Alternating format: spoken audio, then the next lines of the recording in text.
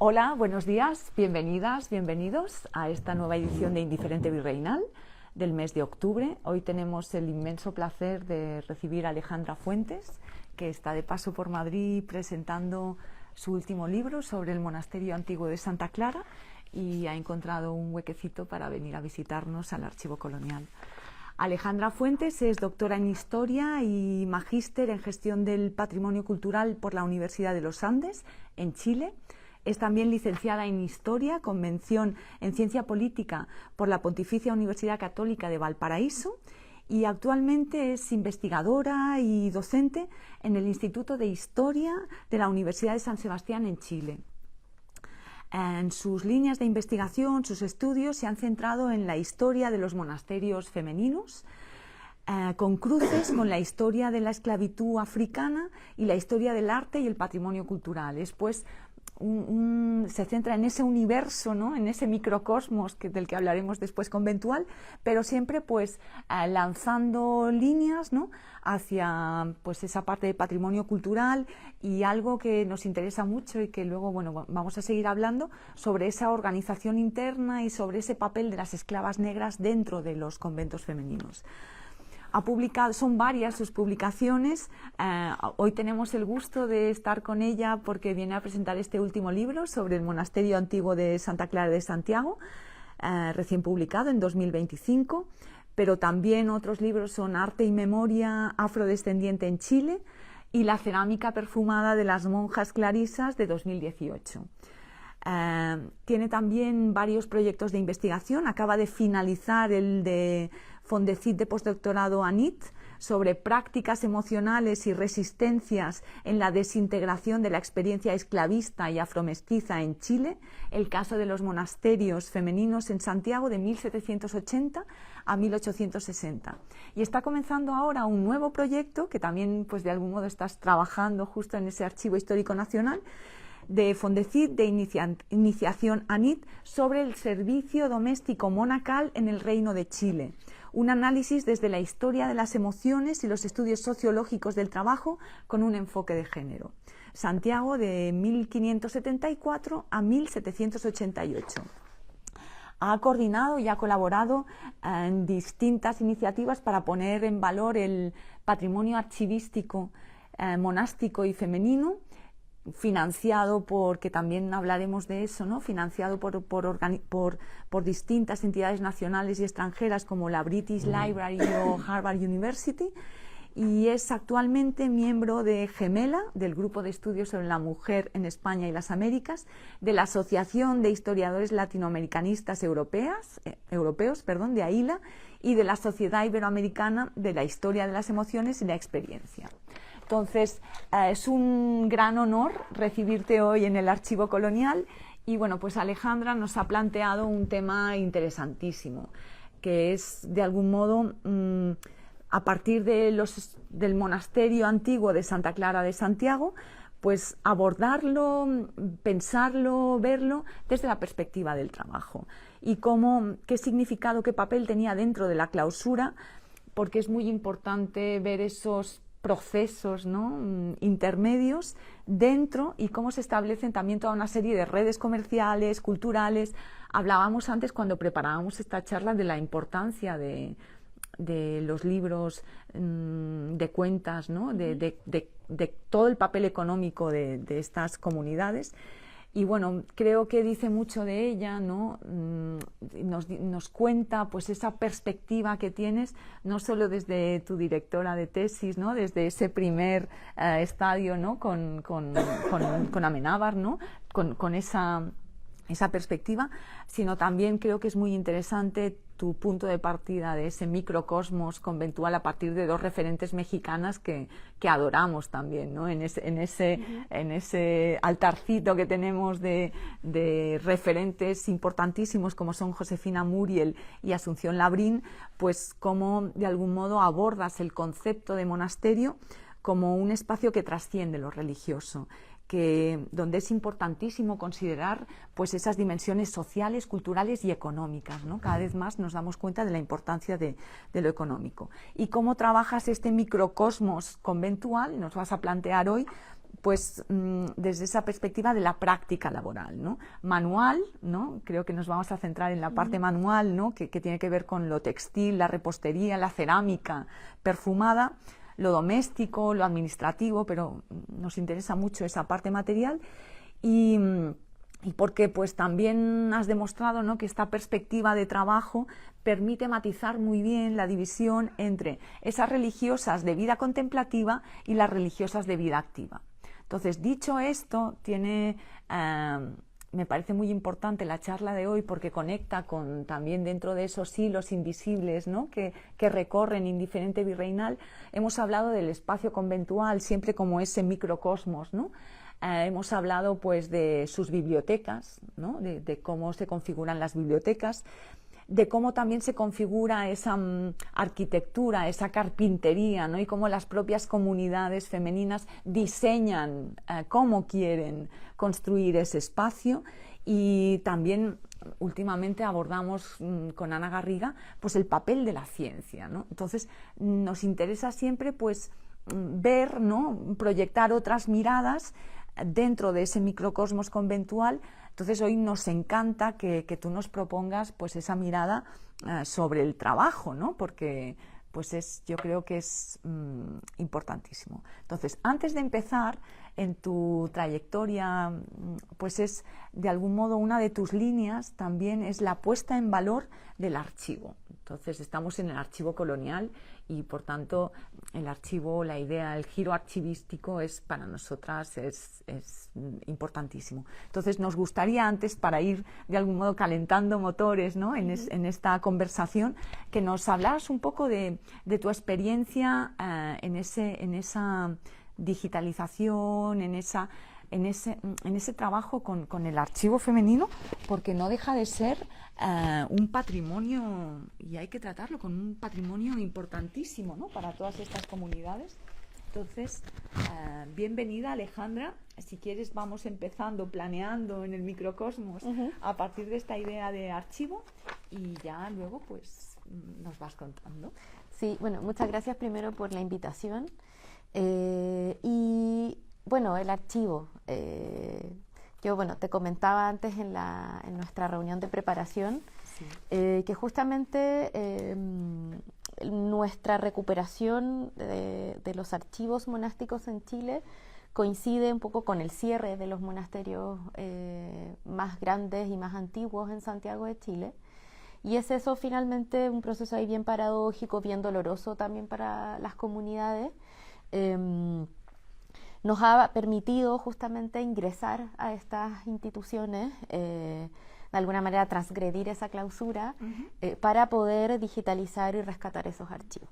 Entonces, ya hace un par de años atrás, alrededor de ahí una década, que se ha ido trabajando desde el Instituto de Historia de la Universidad de los Andes, donde yo hice el magíster y el doctorado, con Alexandrine de la Tey y la misma Isabel Cruz de Amenábar, rescatando y tratando de poner en valor estos archivos que habían estado ocultos para la mayoría o eran desconocidos para la mayoría de los investigadores y también la población en general.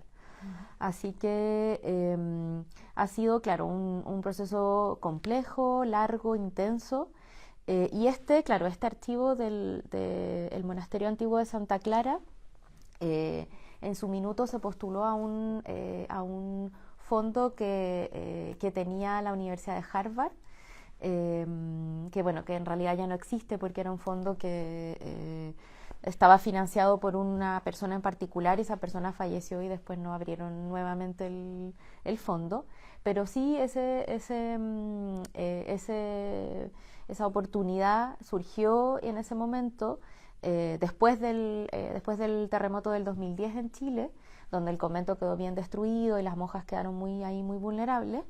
Se decide, primero se piensa en hacer un proyecto de rescate patrimonial muy amplio, que era muy costoso, por lo tanto se decidió partir por rescatar el archivo.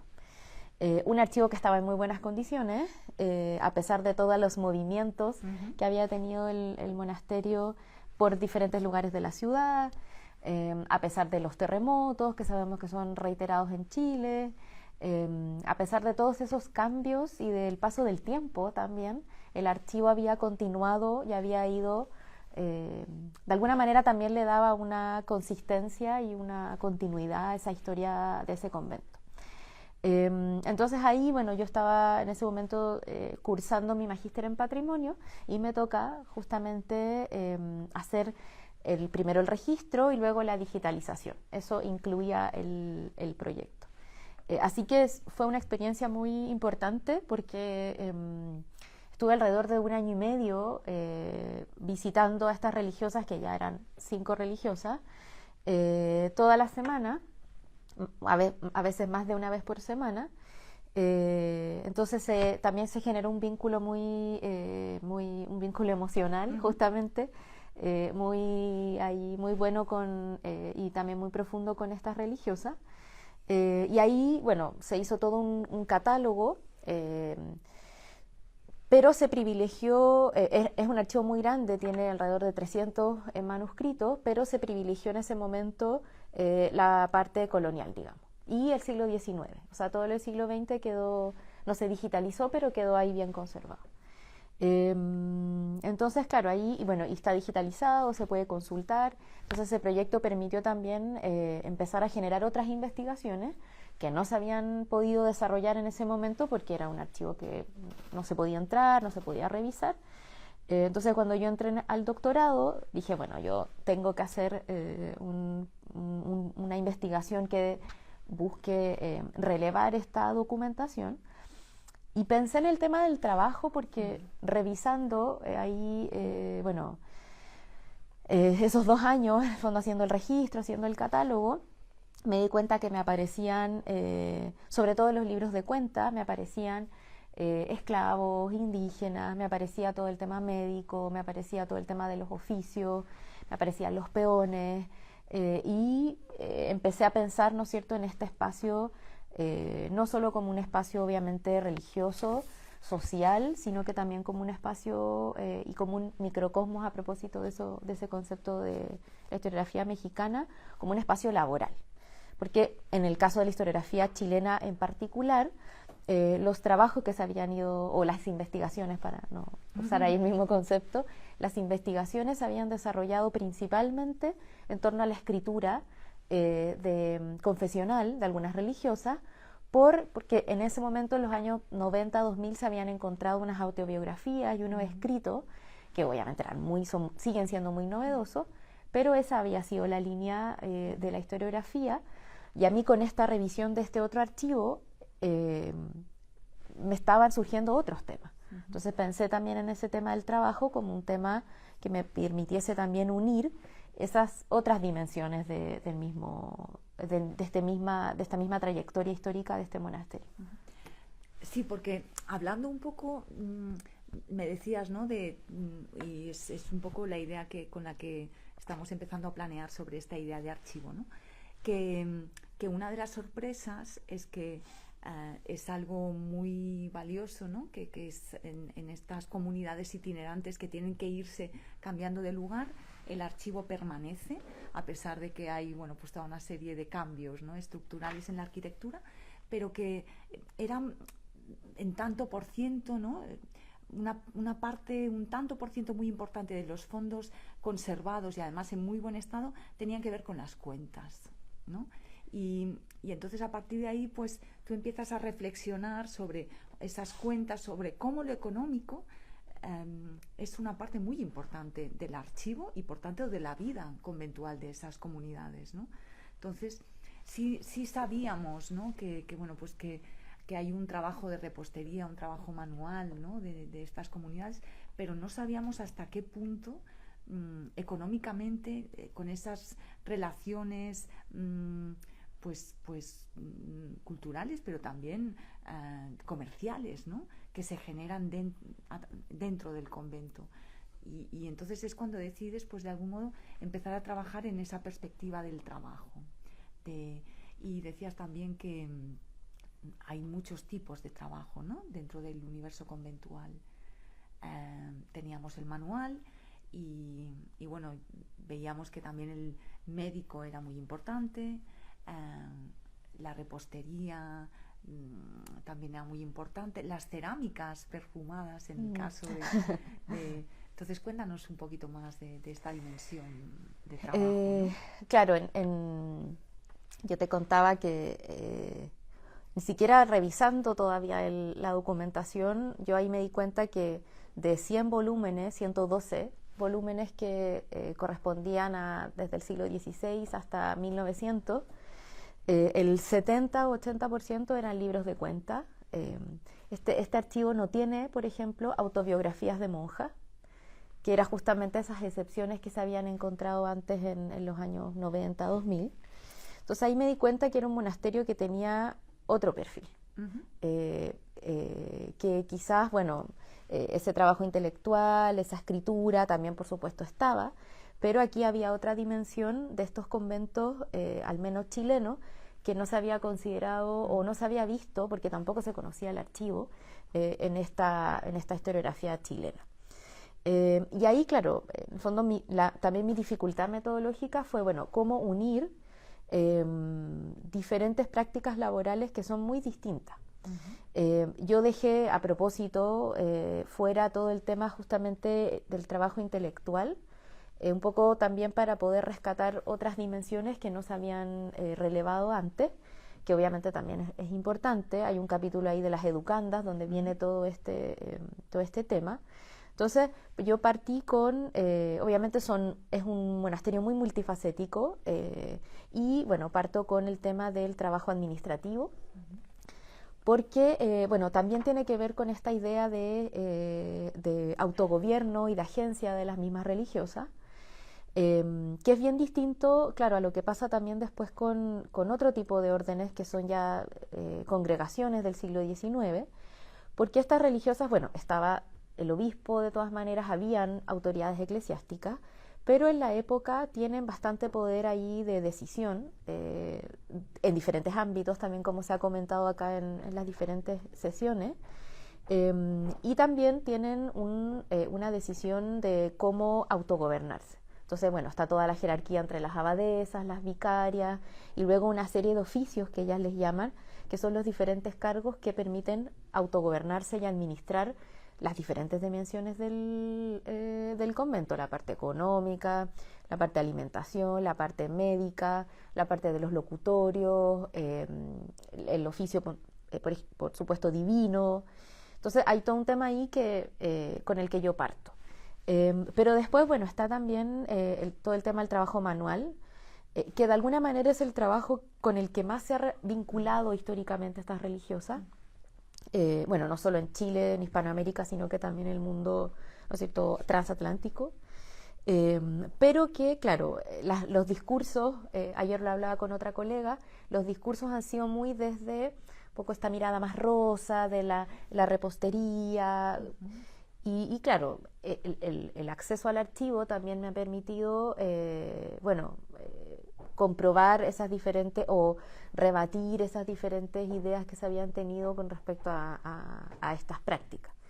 Y bueno, a propósito, bueno, también está el tema, ahí voy a entrar en el manual, pero también obviamente está el tema médico, que es muy relevante porque es un convento muy grande, por lo tanto las monjas no pueden estar enfermas, porque si están enfermas no pueden trabajar y no pueden rezar, no pueden hacer todas sus actividades.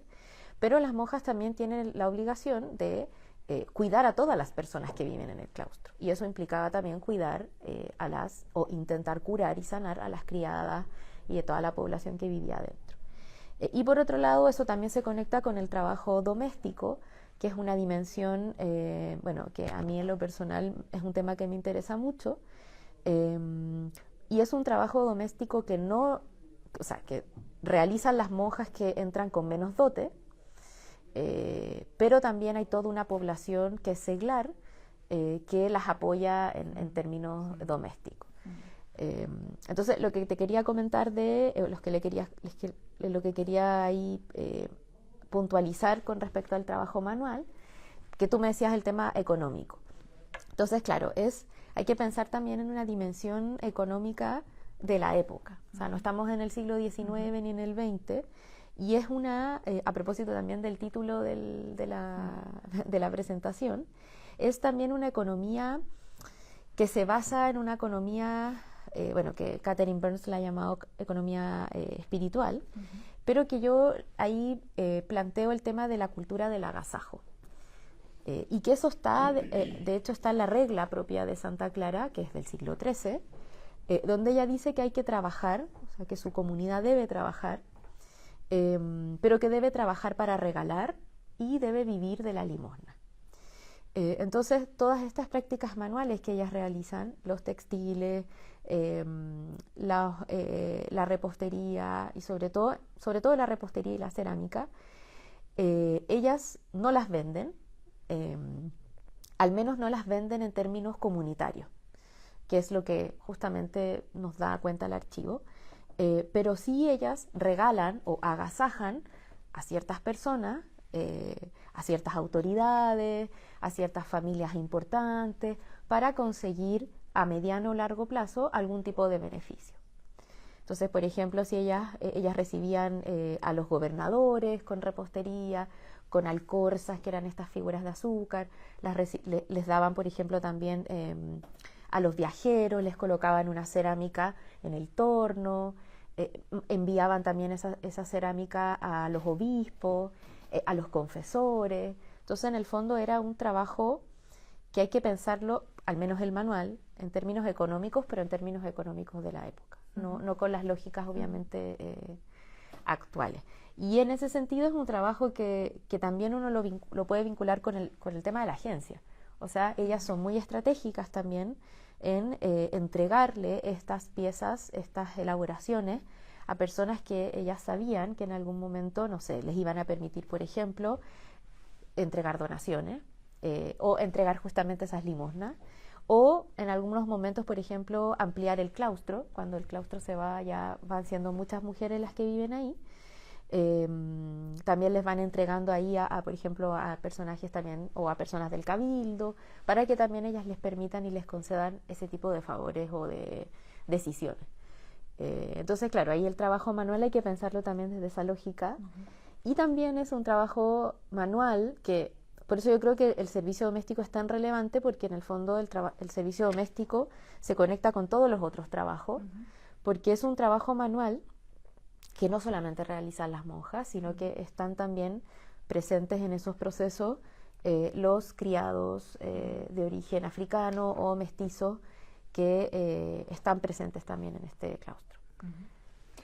Claro, porque por eso es tan interesante, ¿no? Ese abordaje que tú haces de esta parte de trabajo, ¿no? Dentro del microcosmos conventual, y porque como un reflejo también social de esas estructuras que funcionan dentro y fuera, porque forma parte de esa cultura de la época, ¿no? En lo económico, en lo social, en lo cultural.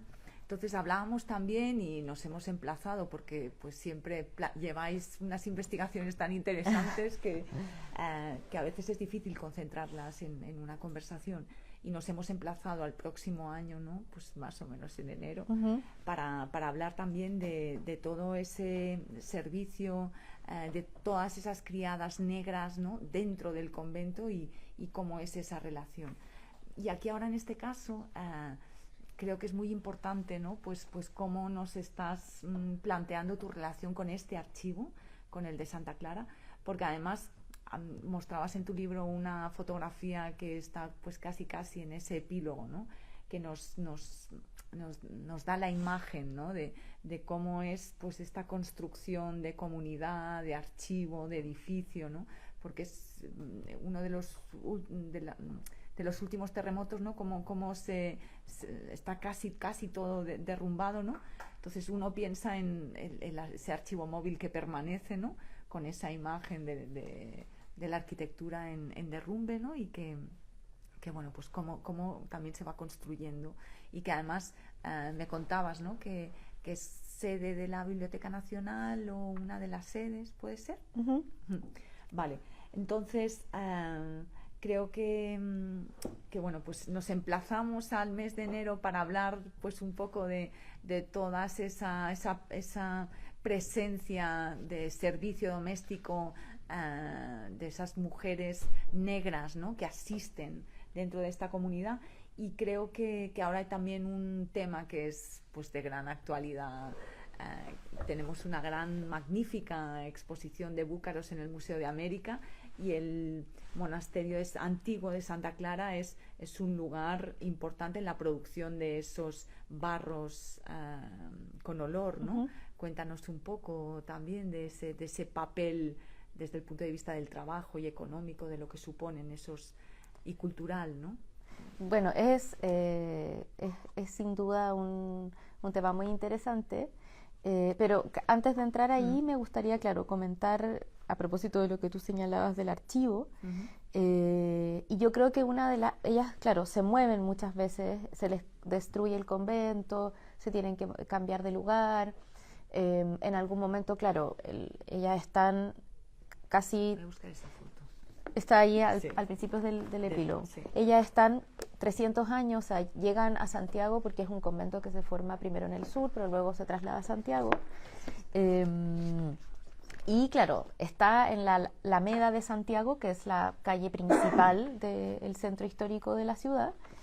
Y en algún momento, bueno, ya en 1890 no eran las 500 monjas o mujeres que vivían en los siglos coloniales, entonces es una comunidad más reducida, ya quedan como 30 religiosas, y bueno, ellas le venden, en el fondo yo creo que también les queda un poco grande ese espacio, y le venden ese terreno al Estado chileno, y el Estado chileno construye ahí la Biblioteca Nacional, que es la Biblioteca Nacional, no es una sede, sino que está ahí toda la biblioteca, y que está hasta el día de hoy. Entonces, claro, esa imagen que está en el libro, que está ahí donde está el epílogo, es cuando justamente empiezan a demoler la iglesia.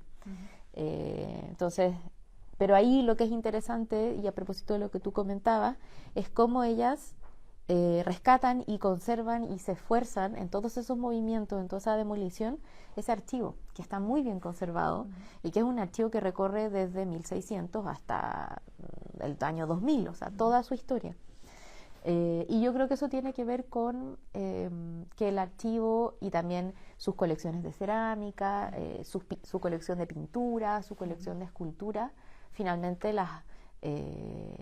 tiene que ver no solo con la construcción y la continuidad de la comunidad, sino que también de reconocimiento de su propia historia. Y de cómo finalmente es lo que las sostiene en esa continuidad, frente a tantos cambios, frente a tantas, el paso del tiempo también, los diferentes temas de contexto, ¿no es cierto?, problemas, qué sé yo, sociales, políticos, económicos, pero finalmente en todos esos movimientos el archivo creo que es algo que trasciende y que les da continuidad y también a pesar de que ya son, en el 2010 eran 5 religiosas, les da una continuidad histórica también.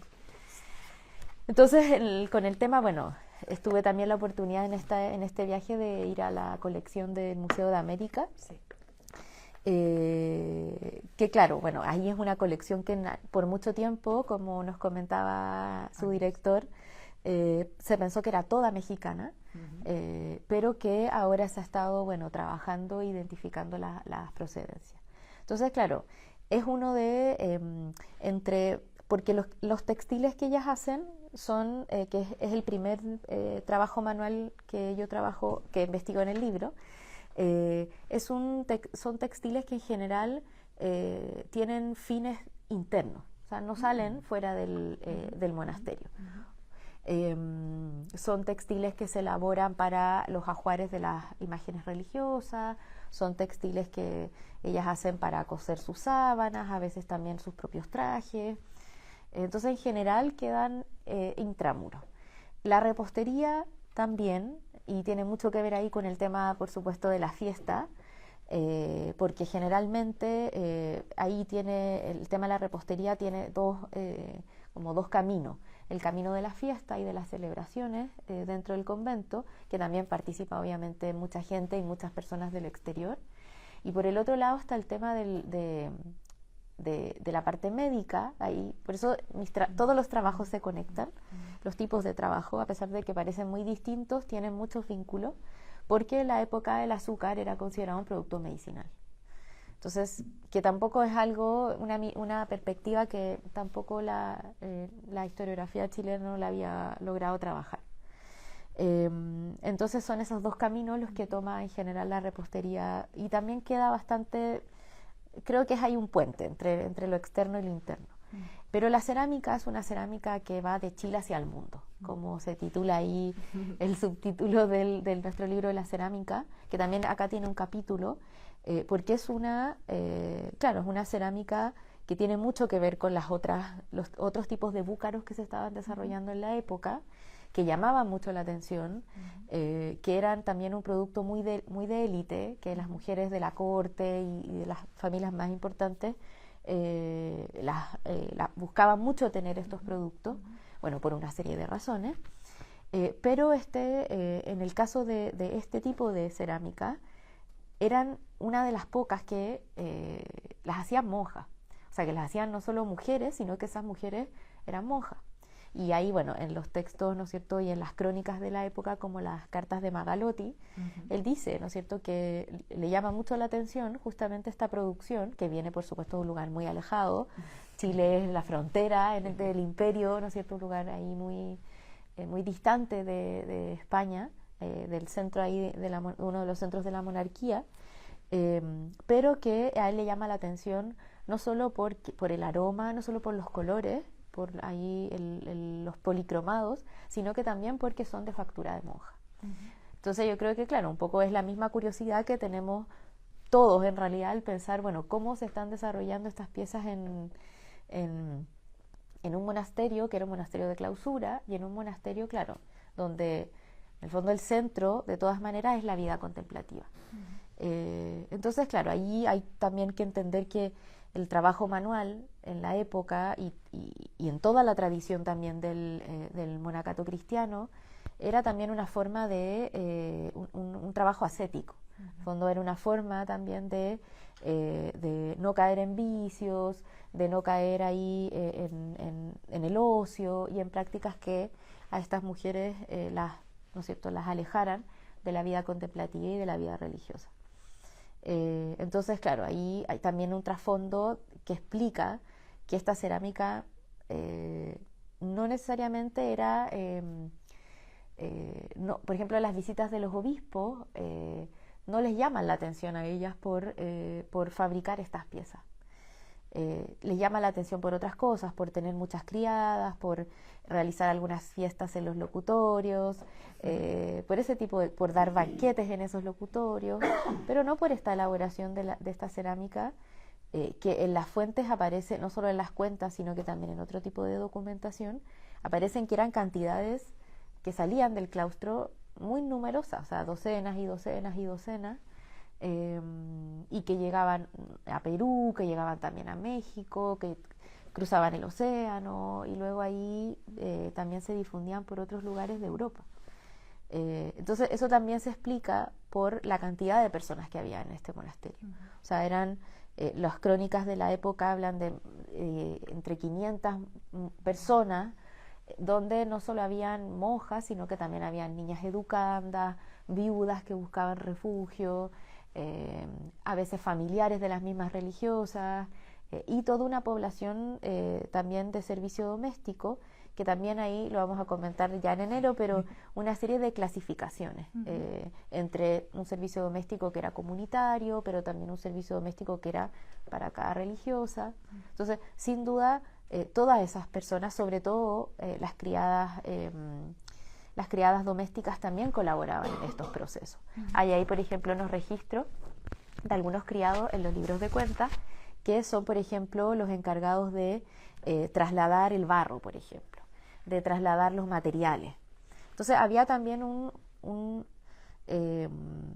especie de taller. Siempre se habla de que los talleres de arte, ¿no es cierto?, en la zona del sur andino están en Cusco, están en Lima, están en Quito. Pero también yo ahí, bueno, me he aventurado también ahí a plantear esa hipótesis también de que aquí hay un taller que también explica la gran producción y que hoy día tengamos piezas hasta en Francia, no sé, en lugares que a veces parecen muy inimaginables, pero eso explica una producción cuantiosa y una producción organizada también, que probablemente tenía sus etapas y que muchas personas del convento participaban. Entonces, esta idea de taller, y que es un taller conventual, de clausura, femenino, y que, bueno, probablemente era también una excepción, no solo dentro de Chile, sino que de toda la zona surandina. Vale, qué interesante. Dije muchas cosas, sí. No. Bueno, recuperar también, ahora que estábamos también un poco planeando en esa esfera de lo material y de lo visual, me gustaría recuperar una de las imágenes que tienes en tu libro, ¿no? Que habla pues un poco de esa materialidad del archivo, ¿no? Y del cuidado, se aprecia un poco pues también de la claridad de las cuentas en el conteo, ¿no? En la escritura. Y me gustaría recuperar esta imagen que me parece también preciosa, ¿no? Y que nos contaras también un poco de la imagen que has elegido para el afiche de tu presentación, ¿no? Cuéntanos un poco sobre de dónde viene, qué es, cuéntanos. Bueno, es una cerámica justamente que hoy día es de la colección del Museo Histórico Nacional. ¿Sí? Bueno, a propósito de eso, aprovecho ahí de comentar, a diferencia del archivo, se ha podido conservar a lo largo del tiempo, las cerámicas, bueno, como era una cerámica que se distribuía y llegaba a muchos lugares, no solo de Chile, sino que del extranjero, hay muchas colecciones. Y en el caso de Chile hay colecciones en distintos museos, y hay una colección que tiene las mismas religiosas, que hoy día quedó en otro monasterio porque ya no está este. Y hay una gran colección, o sea, otra de las colecciones más numerosas es la del Museo Histórico Nacional, que está en Plaza de Armas en Santiago. Y justamente de ese museo es esta pieza, que es una pieza bastante típica. El color rojo era uno de los colores más relevantes y que caracterizaba estas piezas.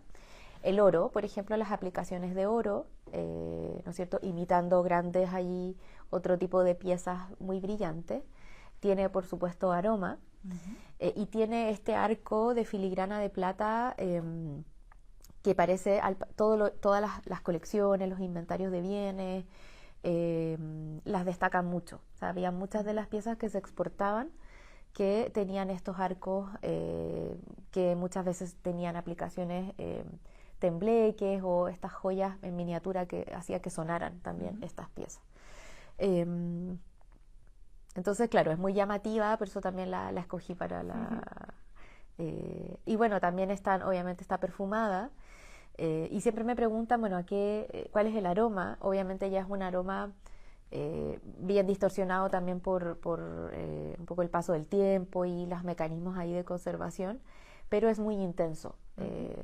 Cuando a mí, claro, yo trabajé en el rescate del archivo, las cerámicas no sabía que estaban, era una salita muy pequeña donde había un mueble y estaba otro mueble y todo el archivo.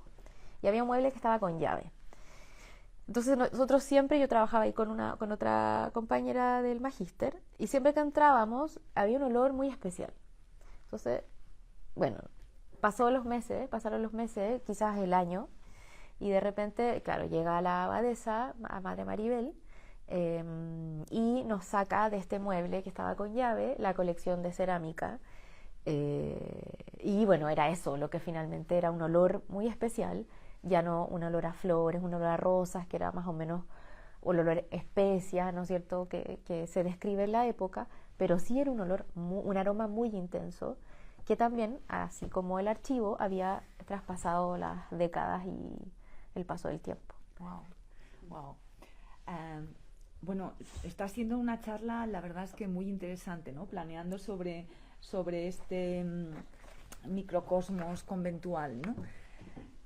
Nos van a quedar muchas aristas pendientes, y creo que partiendo de esa idea de que qué importante es considerar la dimensión del trabajo como un proceso de organización y también como una parte de agencia importante de estas comunidades que se pueden autogestionar a través de este trabajo y de esta ganancia, habíamos, como has anunciado, ¿no?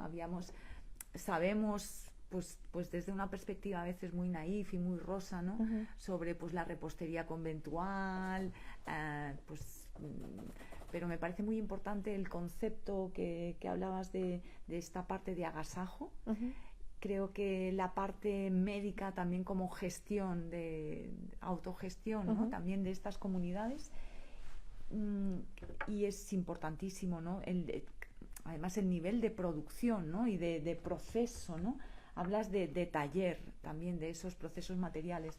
Creo que tenemos que ir, pues de algún modo, son tantos hilos que nos has dejado con esta investigación que es pues interesantísima.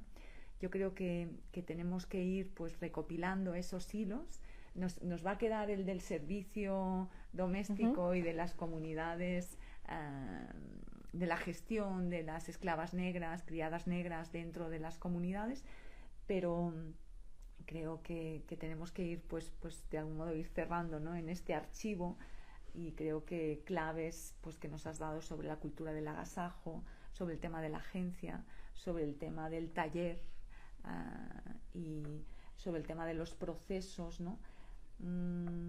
Y sobre también el reconocimiento histórico y patrimonial que tienen estas comunidades de su propio archivo, ¿no? Entonces no sé si quieres pues de algún modo para ir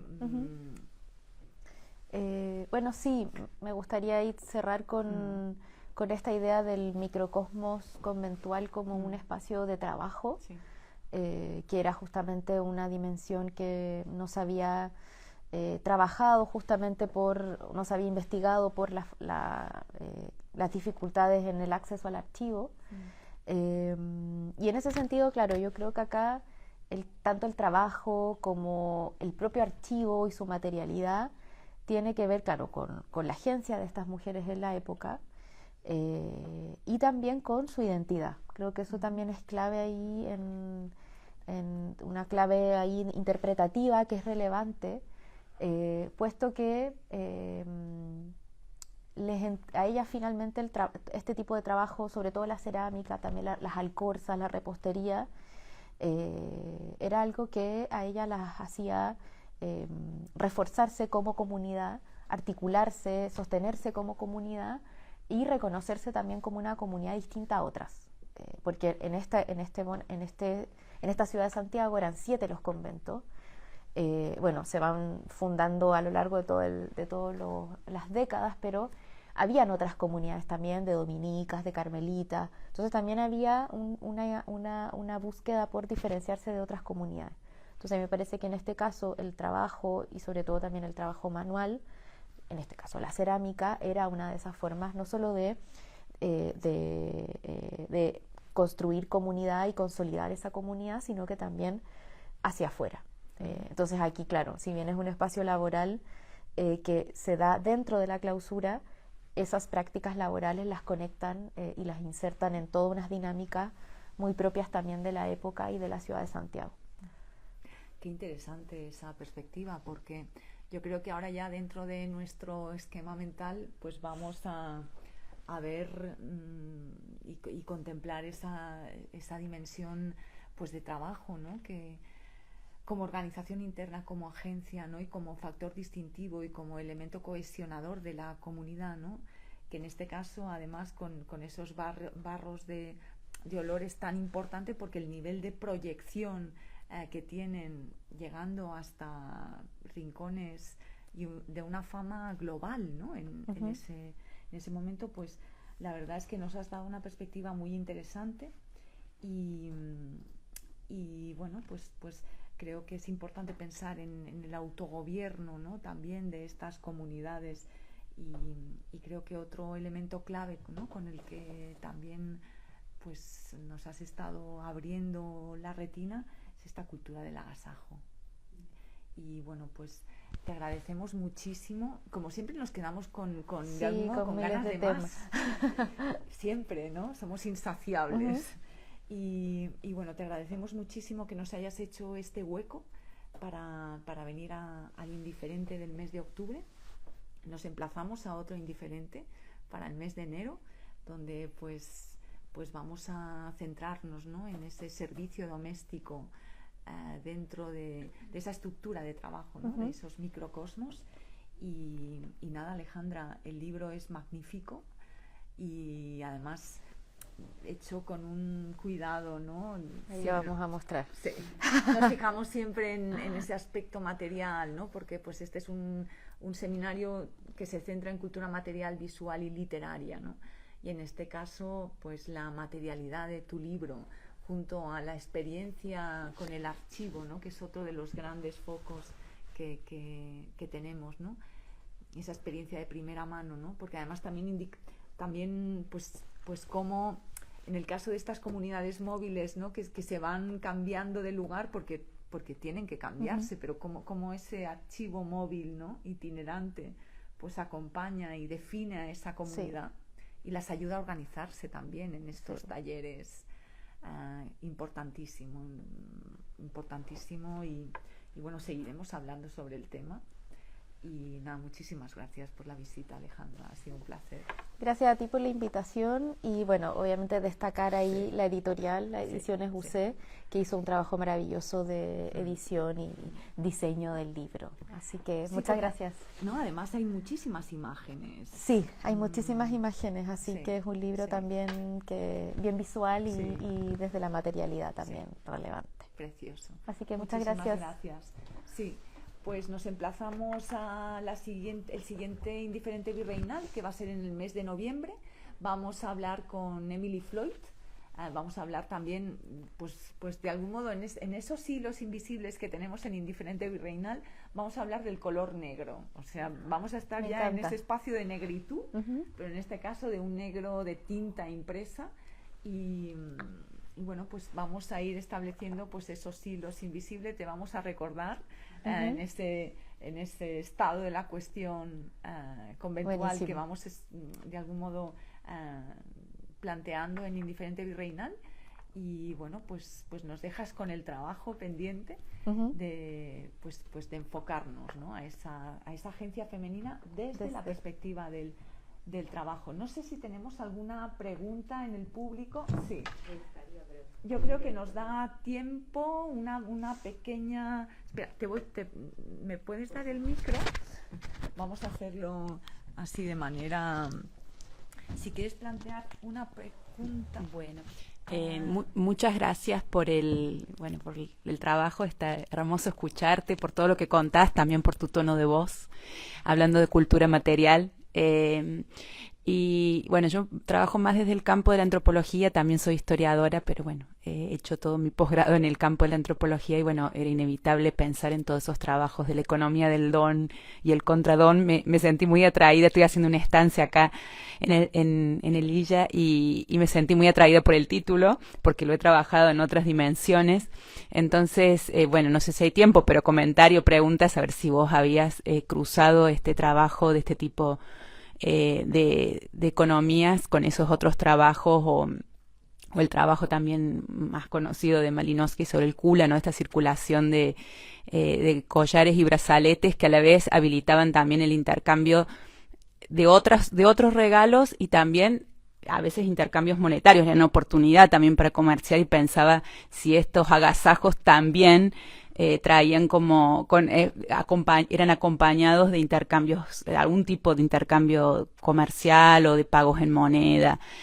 Eso por un lado, y después también en cuanto yo todo en el afiche, el título y ahora la figura, me preguntaba sobre esa tradición archivística que ellas seguramente retoman, porque bueno, como vos bien mostrás, la clausura nunca está aislada, entonces ese archivo que a mí me llamó la atención también, de que vos trabajas con un archivo que ha sido autopercibido, ¿no?, como archivo desde sus inicios hasta ahora por el mismo convento, que a veces una como historiadora dice, bueno, voy a trabajar con un archivo que quizás no fue así considerado, pero recupero esos materiales como investigadora y los nomino como tal, ¿no?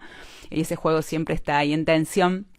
Y me llamaba la atención eso, ¿no? Ustedes trabajaron solo con lo que ellas consideraron su archivo, que así lo llamaron y así lo cuidaron, a qué tradición también, ellas cómo aprendieron a hacer ese archivo. Y en ese punto me pareció un poquito disruptivo la cerámica esta que estaba bajo llave. Si ellas la consideraban parte del archivo, porque bueno, ahora como desde perspectivas más desde el giro archivístico, otras perspectivas traen, bueno, el aspecto material o sensorial del archivo, uno pensaría el aroma no se puede archivar, una tradición que quizás cristiano occidental, por decir algo muy rápidamente, y sin embargo acá ellas, no sé con cuánta, intención, pongámosle, quieren hacer un archivo olfativo. No creo que, o sea, a mí me suena que no fue así, pero sin embargo los tenían, sí hay algo de perdurar en el olor que quizás estaba en sus prácticas, y me llama la atención, ¿no? De eso de el olor guardado bajo llaves, como lo que pensábamos que el arconte no guardaba, sí guardaba. Bueno, si podés comentarnos algo de eso, gracias. Gracias, son muchísimos temas, ves, como siempre somos insaciables. Sí. Creo que tenemos un par de minutos, porque antes de que se nos corte la conexión, entonces, si quieres decir alguna cosa. O... Sí, no, rápidamente, ahí después lo podemos conversar. Sí. En términos de registro comunitario, yo al menos no encontré registros que ellas vendieran directamente las piezas. Pero sí, yo creo que como es una época donde en general no hay tanta vida común en los conventos, probablemente ellas también gestionaban de manera individual cada religiosa algún tipo de venta y de intercambio que involucrara directamente un pago monetario. Eso, claro, como los registros, los libros de economía interna son de toda la comunidad, en el fondo no quedó registro en ese tipo de fuente. Pero a mí, por otras pistas, ¿no es cierto?, podemos... y yo creo que probablemente eran justamente las mujeres de servicio doméstico las que salían con la pieza, o las que salían con el textil, o las que salían con el dulce agasajo, y llevaban quizás ahí un tipo de pago y se lo llevaban a la religiosa para su sustento particular. Entonces sí, es muy interesante eso.